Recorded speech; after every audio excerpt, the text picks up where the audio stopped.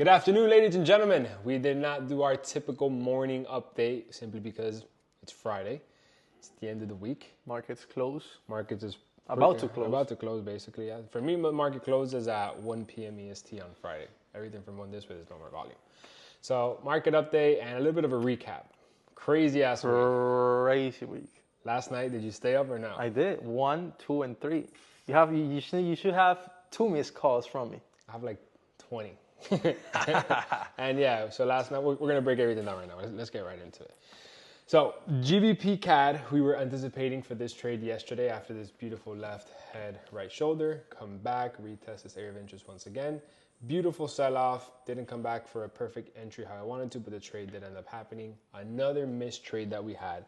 So to recap GBP CAD as a whole for the week, we had our first position of a sell here, which we actually took a loss and blew the account.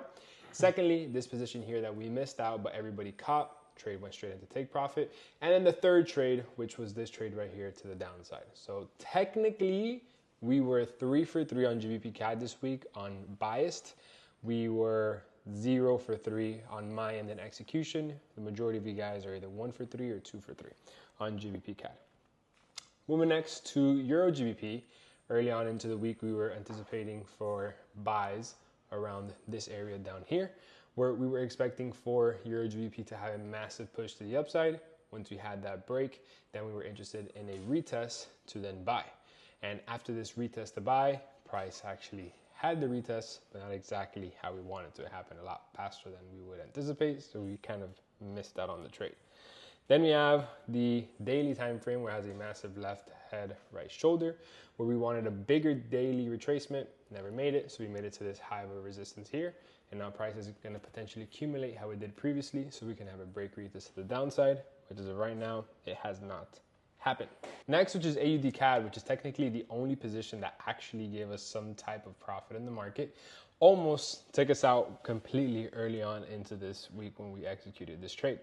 AUD CAD was taken off of it, rejecting the strong area of interest. Price came up, we entered, went straight into profit. When it came back to retest, we waited for the news to pass by, liquidated one of our positions, and then the entire move actually ended up hitting our final take profit, which we closed around here.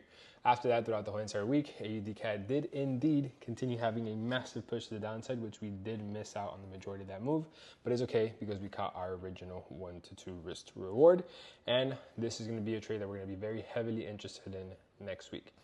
And last, and definitely not least, is going to be a GBP NZD. So this is where David spent the majority of his night last night awake for. So Yeah.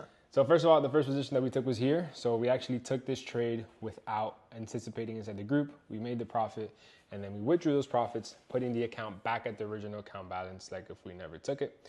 You guys can see it right here. So this is the GB NZD profits.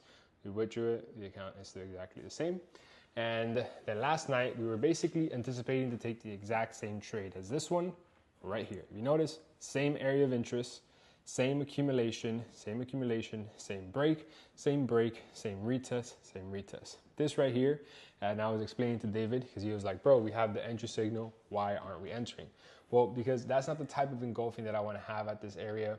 Once we entered, we didn't have continuation bearish moves. Like if you're in a London session like that, you expect for it to have a strong push immediately, not for it to just completely slow down as soon as you have that entry confirmation. So that's why we did not take GBP NZD. But as a whole, out of the 4 markets that we anticipated this week, technically all 4 had the direction in our favor. Just one of them didn't really, which was GBP NZD. Euro GBP, AUD CAD, and GBP CAD all went right into our favor. No, we basically hit all of them. Yeah, basically all of them. We predicted all of them correctly. All of them correctly, but we really only managed to enter. Oh, yeah, no. I mean, I'm talking just about prediction. Yeah. Are you ready for next week? Yeah, I'm ready for next week. You sure? All right. So that's just a quick recap for this week. This week we successfully turned 1,000 into 2,300.